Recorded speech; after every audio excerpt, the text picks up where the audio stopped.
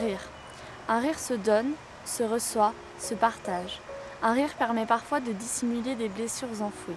C'est l'idée que veut nous peindre Michel Quint, qui obtient en 1989 le Grand Prix de la littérature policière.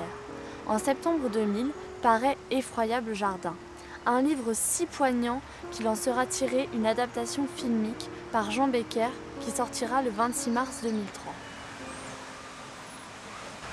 Effroyable Jardin est un livre émouvant, plein de vérité, un savant mélange entre rire et larmes, un hommage sincère de Michel Quint à son père et son grand-père, où la question est de savoir si on peut rire de la guerre.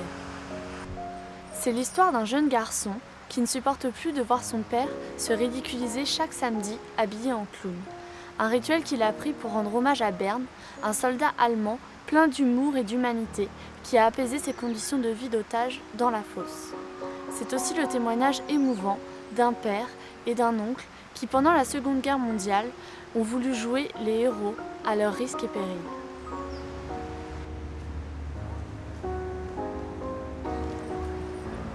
Lucien, 14 ans, ne comprend pas la lubie de son père pour le spectacle burlesque et ce besoin qu'il a de faire rire les spectateurs. Il ne sait pas que derrière chacun de ces rires se cache une profonde déchirure. Un jour, le mystère prend fin.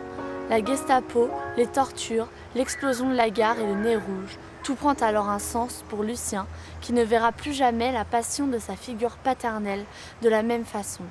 Ce clown, aujourd'hui symbole de l'innocence d'un enfant, prend alors dans ce texte un sens complètement différent.